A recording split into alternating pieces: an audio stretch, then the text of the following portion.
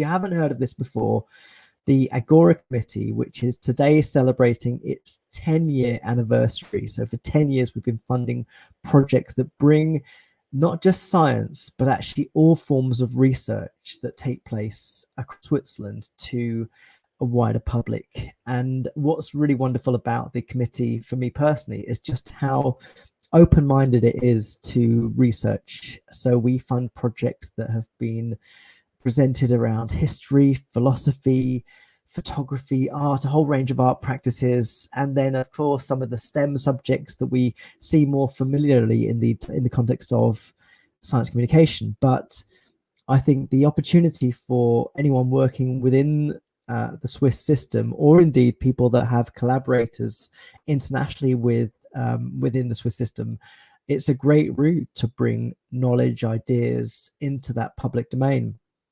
And the event that's taking place today across the entire day is giving people and potential applicants in particular insights into how the committee works, but also some of the things that we like to see in applications. And the major application deadline is not too far away. It's October the 15th for our annual application deadline, which is for the larger projects of 200,000 Swiss francs. We also have, and have had for a couple of years now, a rolling call of applications of 50,000 Swiss francs, which we turn around quite quickly and get responses so that people can press on with their projects. And we funded a huge number of projects in this area. And so if you are someone that's got an idea or an opportunity to do something which can work on the basis of having a limited amount of money, then this rolling call is incredibly convenient. The project fund itself is also, I think, speaking as a committee member, incredibly generous. And it's something that I think is perhaps not terribly well known, but actually the applications, the strong applications are really well funded and well supported. So I think that actually I think we have a very sort of rigorous process for selection, and this involves reviews from so each application will go through a period of reviews by 2 committee members, but then also there's external reviewers that will look at applications too.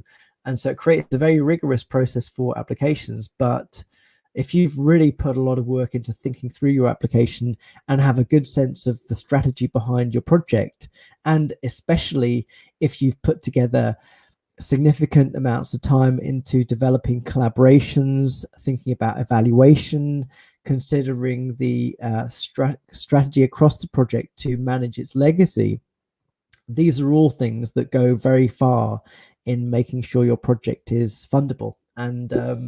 And actually a lot of the applications need to do only a little bit more work to make sure that they are at the quality that they need to be. It often involves making sure that you have clear evidence of application collaborations. So who's working with you? It involves making sure that your delivery team is well resourced, both in terms of the people and expertise, but also a track records as well. How can you show that the team can deliver what you're promising? We also like to see innovation within applications as well. So whilst we have a range of applicants who deliver what we might call quite standard forms of science communication, for example, schools projects or exhibitions, we also really love to see experimentation. So immersive experiences that are trying to push the boundaries of technology to give people new forms of communication experience are really exciting to look at. We've had people create interactive podcast series as well that have been very effective. There's really no limit to what your imagination can bring to these applications. And so it's I think, an incredibly appealing grant for people to look at, to see how they can do something different. But we also see applications that are extending work that's already taken place. So if you have developed a project, developed a science communication experience, and you want to take that to the next stage, we also can accommodate these sorts of applications. So I've got 2 sessions over the day as part of the 10-year anniversary where I'll talk to applicants. But if you are somebody that doesn't know much about the fund, wants to hear more, wants to get involved, then you're also welcome to find me on social media, or find me on WhatsApp, on Instagram, on Twitter, on Facebook and YouTube. Just drop in for a chat if you've got ideas you'd like to develop, or just a bit of feedback on what you're thinking through, then just drop me a line and I will happily have a chat with you. You can also find me on all channels too. So even after today, if you haven't had a chance to rethink through what you're wanting to work on, then after the event, drop me a line and we can chat further. So I'll see you later today, and keep thinking about your projects.